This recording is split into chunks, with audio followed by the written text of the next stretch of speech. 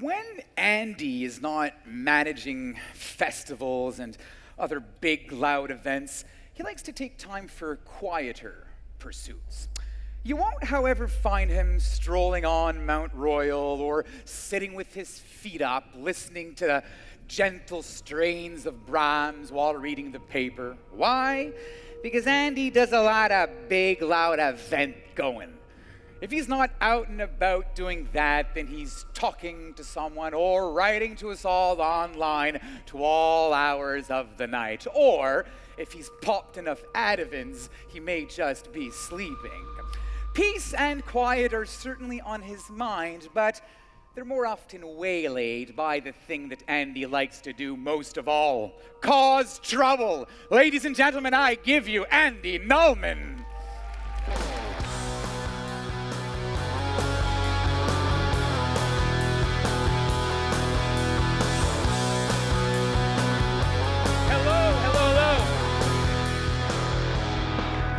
Hello, Montreal, my hometown. Unbelievable. You guys can't believe what a thrill it is, what an honor it is for me to be up here today. Okay, but enough platitudes. Are you guys ready to take a big trip with me? Hold on one second. Guys, I know I'm not Richard Branson, but God damn it, I deserve better than that. I asked you, are you ready to take a trip with me? That's better. All right. First things first, anybody recognize the walk-on music, the thing I walked onto? Anybody? Great, the interactive part of the show is getting off to a great start. It's by the Foo Fighters. It's one of my favorite songs. It's called Learn to Fly, and that's what this speech is all about today. It's about learning to fly, or more specifically, growing wings. That's the title of the speech, Growing Wings, or Grow Wings, as the title says. Now, it's a cute title, but actually its origins are very noble and profound. It comes from a quote from Ray Bradbury, the great science fiction writer. I think you know him. He wrote Fahrenheit 451. And when he died last year, a great friend of mine sent me this quote. And they asked Bradbury about creativity. And they said, how do you get your ideas? How do you write creatively? And Bradbury said, well, to write creatively, this is what you have to do. You have to jump off of cliffs and grow wings on the way down. You have to jump off of cliffs and grow wings on the way down. Very poetic, actually. Now, not only is this perhaps one of the great definitions of creativity I've ever heard, but it's actually quite relevant to how I got here to C2 Montreal this year. Let me explain the story. Last year, I was here at C2, like you guys. I paid for my ticket, full price, I may add. I came to all the conferences. I sat in the front row, very nerdy-like. I had my journal with me. I took copious notes, and I enjoyed it. I had a great time.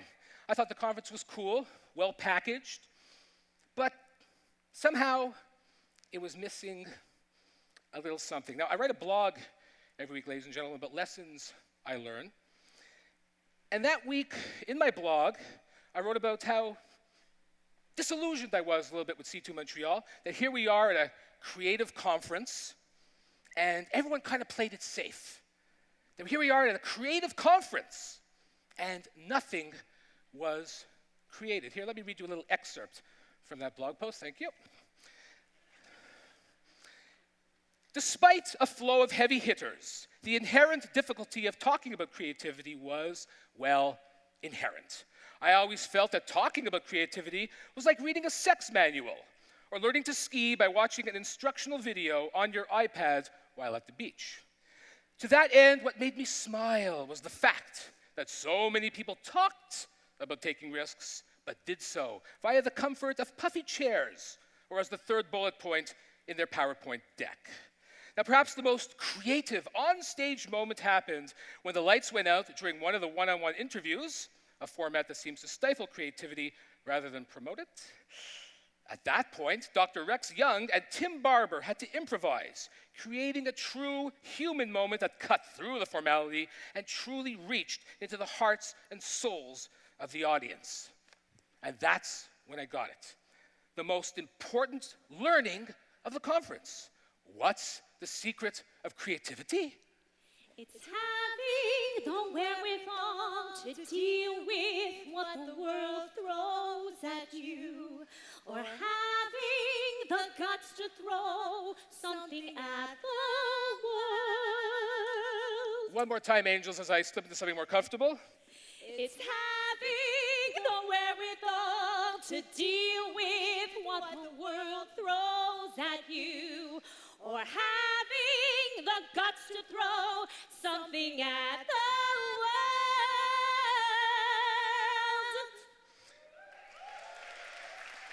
Thank you. High five, high five. So I wrote this blog post, and that was that, or so I thought. Because 8 or 9 weeks later, I get a phone call from Nadia Lagdari. I think you've seen Nadia on stage here. Now, I don't remember the exact wording of this conversation. I don't remember the things she said to me verbatim. But the gist of it was something to the effect of, okay, Mr. Risk. Okay, Mr. I won't play it safe. Okay, Mr. Creative. Go ahead. Create something. My brain went, oh, Jesus Christ, what the hell have I done now? But my mouth, as it is wont to do, did something completely independent of my brain and said, okay, Nadia, okay, C2 people, I accept your brazen challenge. See you in May. Go ahead, she says. Create something. Now, creativity is a big word.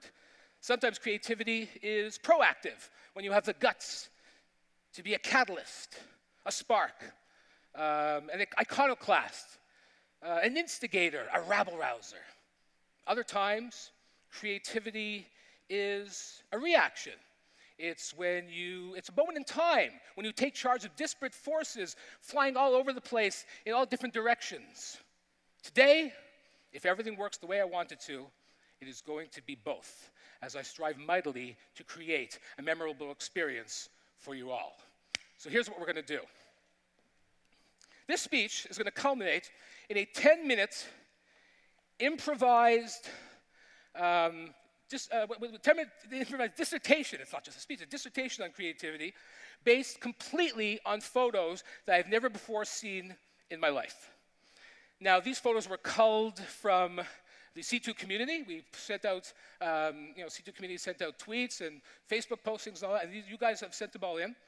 And to ensure that this concept has legitimacy, has integrity, what I've done is I've engaged one of Montreal's foremost law firms, Spiegel Sommer, represented today by Mr. Michael C2M. Michael, where? I'm here. Oh, there you are. Good morning. My God, they gave you great seats, Michael. Thank you. Michael C2M, ladies and gentlemen. I know he doesn't look much like a lawyer. Doesn't look much like a lawyer, but trust me, this man is badass. Okay, no joke. I'm not making this up. He sues the government for a living. That's what this guy does for his daily job. He sues the government. I'm not making this up. So, Michael, seriously speaking here, I'm a bit of a goofball, but we're not screwing around here. This is legal. What we've done is we have a legal agreement, correct? I executed a binding affidavit that nobody but me would see these photos until they're presented on the big screen behind Andy. So he's never seen these before. This is all real.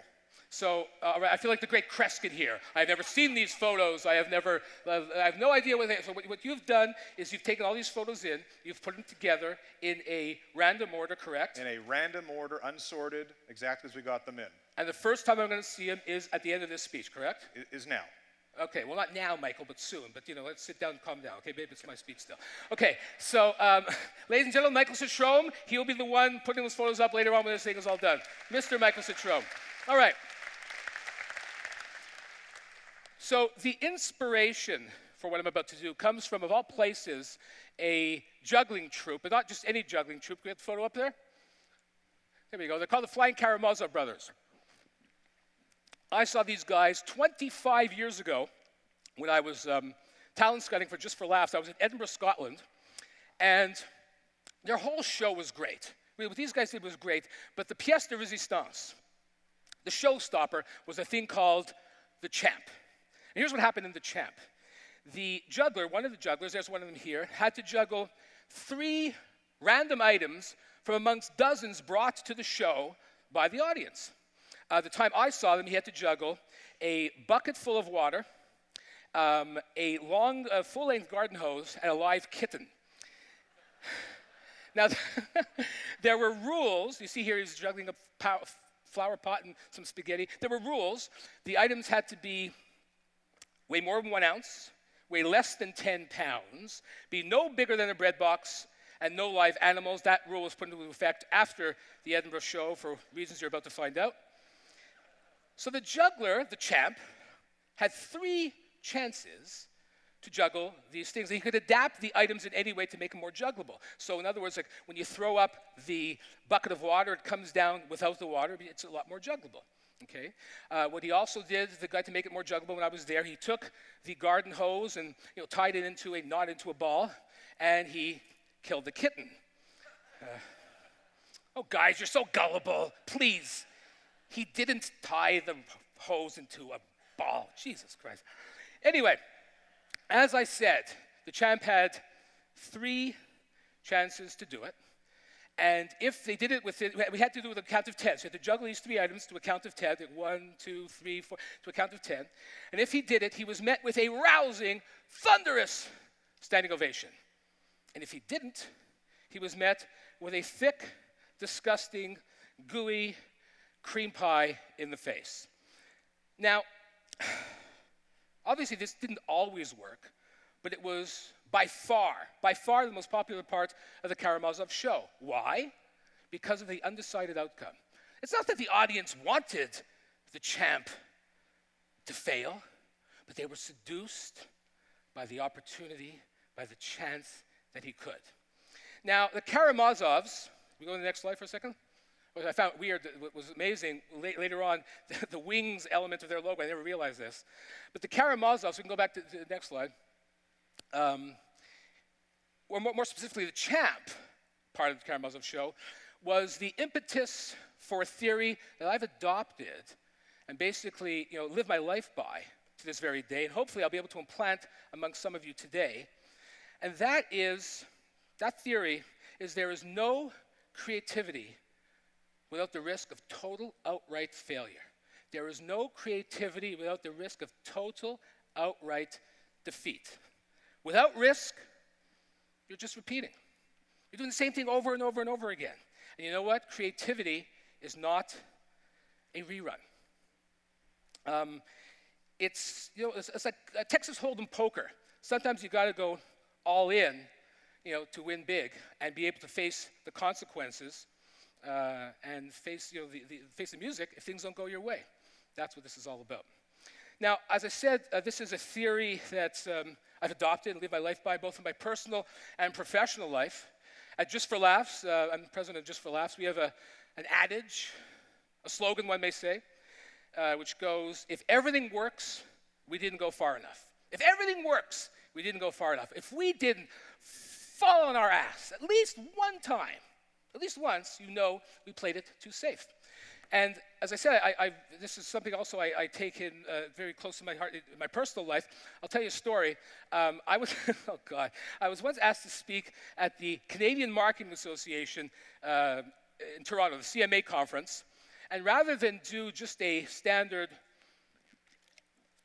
podium speech or PowerPoint pace, I decided to present my findings in the form of a 17-stanza poem backed by a complete African-American gospel choir decked out in full church regalia.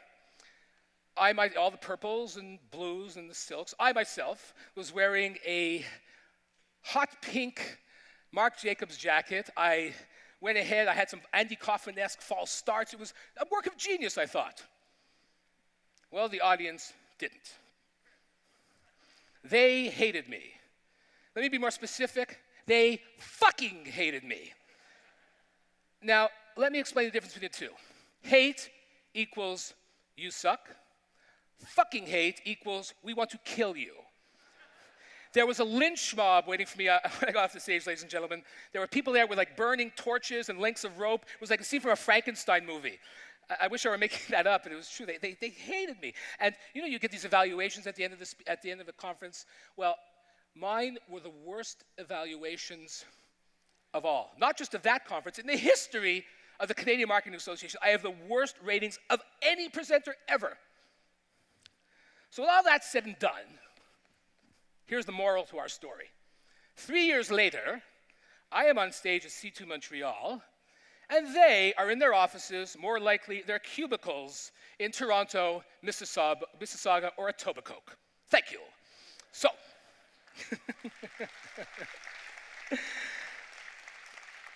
now this is perhaps the best part of taking a big risk, and that is failure is a temporary state. Failure is a temporary state. It doesn't last. Its status changes, diminishes over time. Today's painful kick in the nuts is tomorrow's hilarious war story told over drinks to regale your friends in a bar. So why risk it? Why risk disaster as I'm about to do? Why risk disaster? You risk disaster because the rewards of offbeat creative leaps can be so great, no matter how small they are, no matter how insignificant you may think they are. The rewards of offbeat creative leaps can be so great and so memorable. There's a couple quick stories. A couple weeks ago, I spoke to a friend of mine, Alan Creda. Alan is a writer for the New York Times. He covers the Islanders. We were talking about at the time, the possibility of the Canadians and the Islanders maybe meeting in the playoffs. But it was a dream, ladies and gentlemen. We were talking, and one of the things he brought up to me, he said, I still will never forget that thing you did at the Sports Business Journal conference. And I had totally forgotten. This was 10 years ago. I was in the mobile business. I had left Just for Laughs to start a mobile media business. And I was speaking at the Sports Business Journal conference. So to put this into perspective, the Sports Business Journal conference is the annual meeting of the sports business. It's very serious. Sports Business Journal is like the Bible of the sports industry. And everyone's there. It was a 2-day conference. I went there I was speaking on the Tuesday, I went there on the Monday, and everyone's dressed in their blues and their blacks and their grays. It really looked more like a funeral director's conference than anything in the sports business. And I said, holy shit, I gotta be on this panel with these heavy hitters tomorrow. I gotta shake things up here a little. So that night I walked down 6th Avenue, I went to the NHL store, and I got myself a huge, bold, red Canadiens jersey. And the next day, I am in a panel with some very, very heavy hitters. Bob Bowman, who was the head of MLB.com. Brenda Spoonmore, who was the head of marketing for the NBA. John Collins from the NFL. Some guy from Miller Brewery, and me. And they're all in their blues and blacks and grays, and I'm wearing this hat sweater. So one of these things is not like the other, stuck out like a sore thumb. And of course, the moderator picked up on it, and he said, you're wearing you're wearing a Canadiens jersey here. Are you sort of disrespecting your panel members? I said, are you kidding? Disrespecting? This is what sports is all about. It's about color. It's about your team. It's about passion. It's about giving a damn and rooting for your guys. This is what sports is all about. So sorry if I may have disrespected you, but this, to me, is what we're here about. Anyway, at the end of the conference, you wouldn't believe the lineup of people who wanted to work with me. It was unbelievable. People were throwing business cards at me like cash at an illegal Mexican cockfight. It was unbelievable. It was like I was getting paper cuts from business cards. It was unbelievable. And what was really cool, one of the people who wanted to meet me was none other and wanted to work with me at Airborne Mobile was Kareem Abdul-Jabbar. And it's one of my great photos of all time, and me in my Habs jersey looking up at 7'20", Kareem Abdul-Jabbar. I think we needed 2 phones to take the picture. Anyway, so even more recently, at Just for Laughs, sometimes you got to do everything at this place. One of the things I'm doing right now is helping sell sponsorship for our events. And one of the events we're doing is a thing called JFL 42. It's a tech-based event aimed at youth in Toronto. We're looking to get some cool sponsors. So, one of the people we were pitching is a company called Joe Boxer. And Joe Boxer make, kind of cool men's underwear. So I went to the meeting, and it was this dreadful place out near the airport in Toronto, unbelievably far. And this guy, Murray Blair, who was working with Caulfield's, is the company that owns Joe Boxer, sat me down in his boardroom and started to give me a dissertation, a word I like a lot today, on men's underwear. And I said, Murray, listen, you don't have to tell me, I'm an expert in men's underwear. I know myself. He says, no, but seriously, I said, Murray, I'm an expert. And what I did basically is I undid my pants, dropped my drawers, and I stood there, and I said, good thing I was wearing underwear that day, good thing I remembered, and I said, Murray, I was wearing, actually the same underwear I'm wearing now. There was a white and blue pair of Bjorn Borgs. I said, Murray, I'm an expert in underwear. And I started to entertain him with my knowledge of Dissy Gal and Dandy Frank and Humor, all these wild brands, and of course Calvin Klein.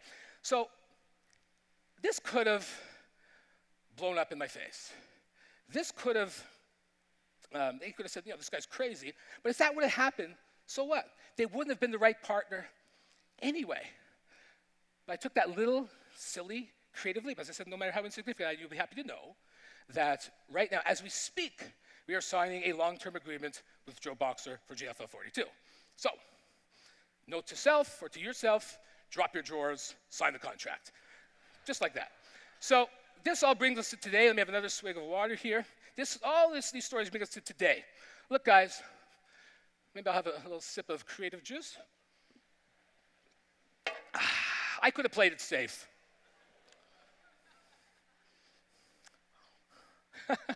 So many jokes, I'm not going there. Okay. Let your own perverted mind come up with them.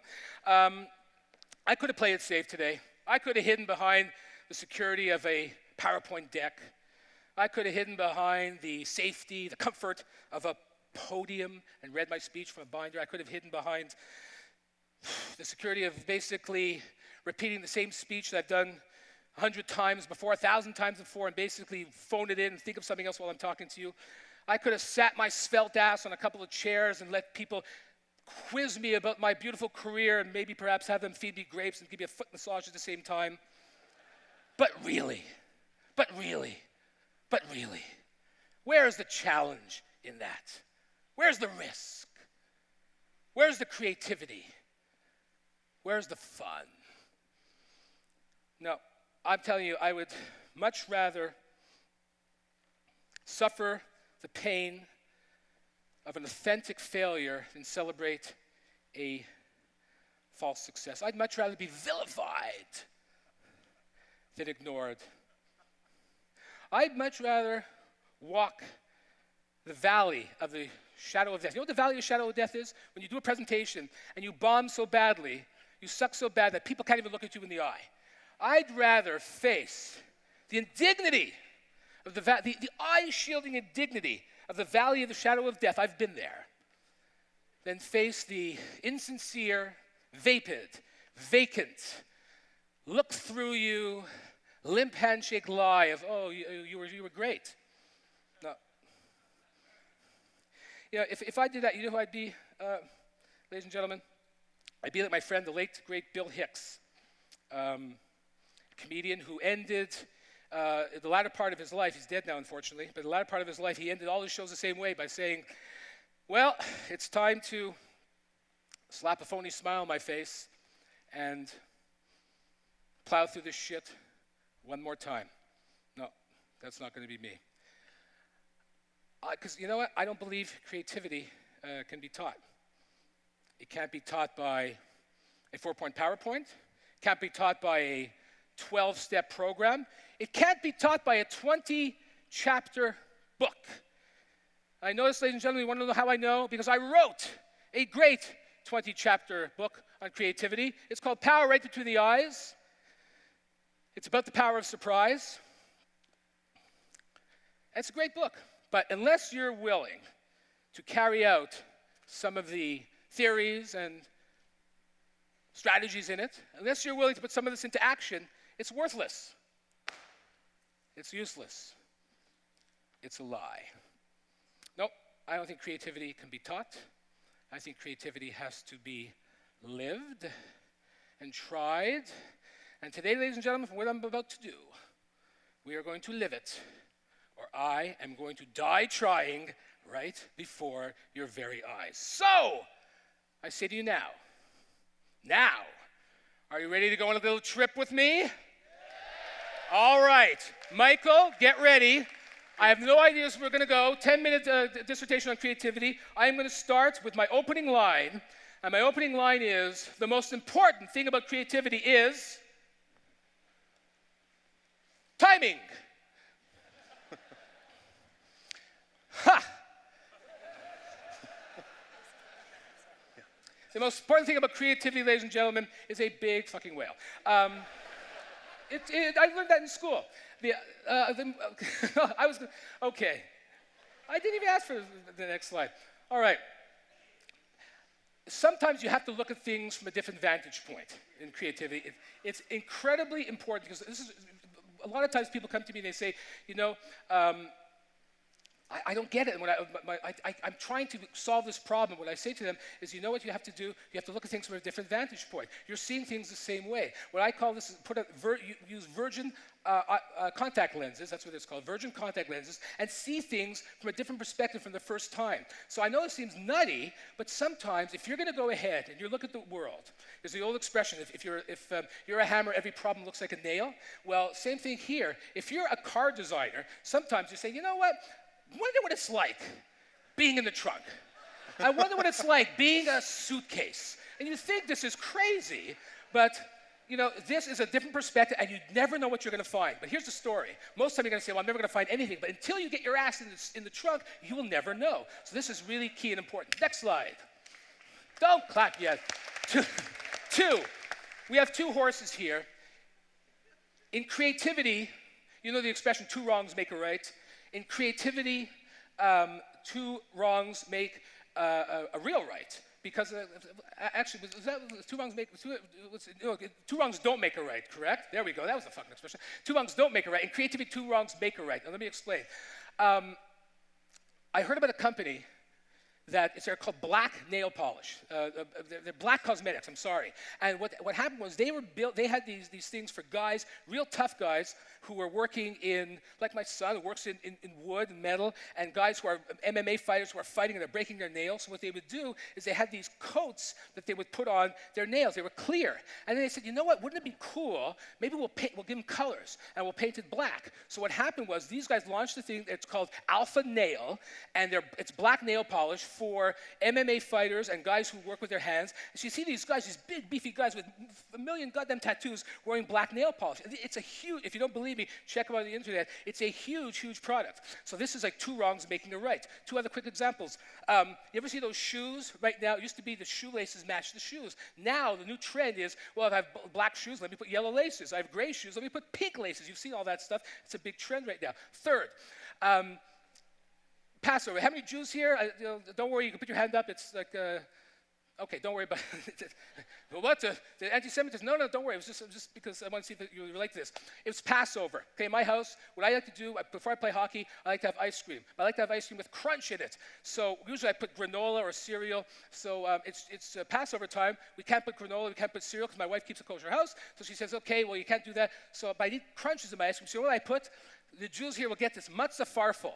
Now, matzah farfel is like eating dried paste. And it's something you put in soup, okay? So I put it in my ice cream, mixed it up. It was incredible. So now I have a recipe next year that I'm going to sell Jewish ice cream, matzah farfel ice cream. I mean, so two wrongs make a right in creativity. Bang, matzah farfel ice cream. 5 minutes, thank you. Little homes. Little homes. Jesus Christ, I thought people had more creativity than this. People... Can I go back to the homes? Let's go back to the homes, okay? People say, where's the best place to create? And I see this all the time, like these rooms, people have these creative rooms, okay? And they say, well, you know what we need? Let's build a creative room. Like this is a creative home. We're going to have Nerf balls, and we're going to have coloring books and markers and all sorts of creative wonders. And let's go into this room, it'll help us create. That's not a creative room. Nerf balls don't help you create. You know what helps you create? I'll tell you. You want it to be a creative room? You ever see Apollo 13, that movie? And those guys are in the room. They say, we have to build this out of that to save these guys up there. That's a creative room. Not a Nerf ball. You know what's a creative room? A commitment, pressure, a deadline. That's a creative room. A creative room is not, when they throw Nerf balls and other crap all at you. Next slide, screw Willy Wonka. Screw Willy Wonka. Let's go to this one. I asked I said, send me your wildest pictures. I'm getting raspberries and cream. My God. Okay, stick your finger in it. Okay.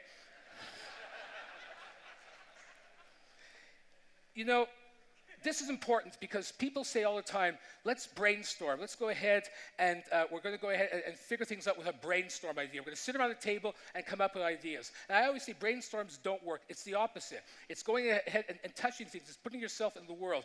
Let me explain. To me, this is a brainstorm.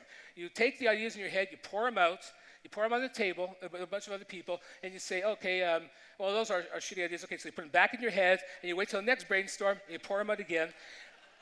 This is what brainstorming is all about. I've always told my people, go out, get off the floor and out the door. Touch things, experience things. Quick example, when I ran a company called thefunniest.com, we were looking for a mascot.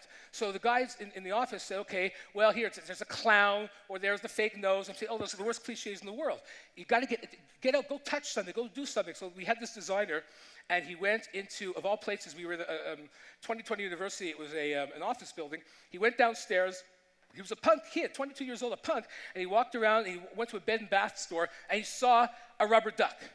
And then he came back to the office, and he drew this rubber duck with a fang, wearing these big boots with big cleats in them. He had a board with a nail coming out of it, and that inspired him. So rather than sitting in an office, he went out, he touched something, he saw something, and that became our mascot. The name was Fuck Duck. That was the name of the mascot. And but rather than sitting in the room, he went out and touched something. That's what he came up with. Let's go, next one. 2 minutes. 2 minutes.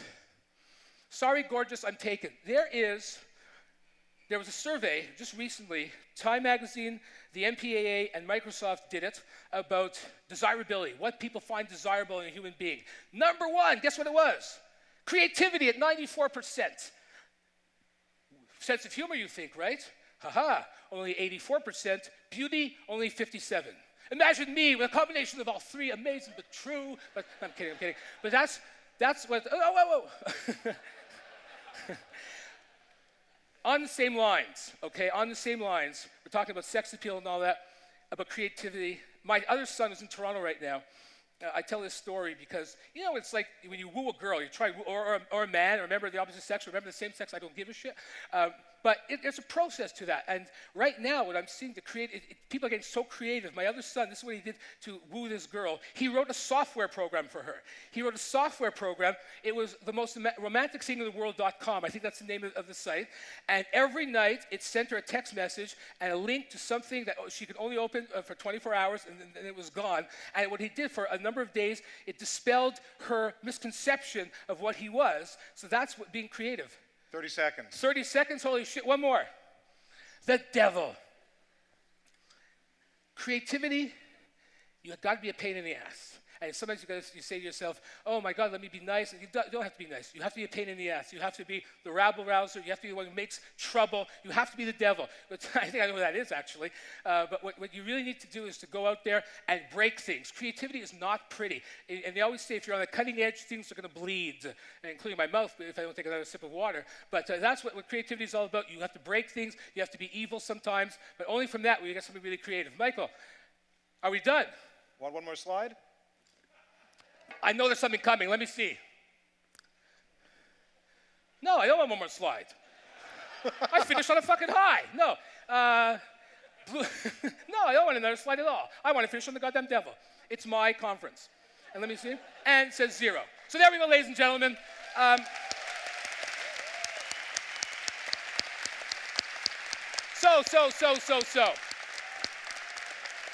So what do you think?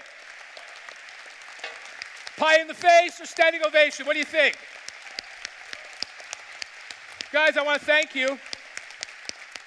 We started this session by saying that the secret to creativity is having the wherewithal to deal with the world throws at you, or having the guts to throw something at the world. We're going to conclude it by actually throwing something at the world, namely me. So I want to leave you with this. Creativity, it's not enough to talk about it. It's not enough to read about it. Creativity has to be lived. Creativity has to be experienced. It has to be, so forget, if you may not believe in me, but at least believe in yourself. Believe in Ray Bradbury and go ahead and grow wings.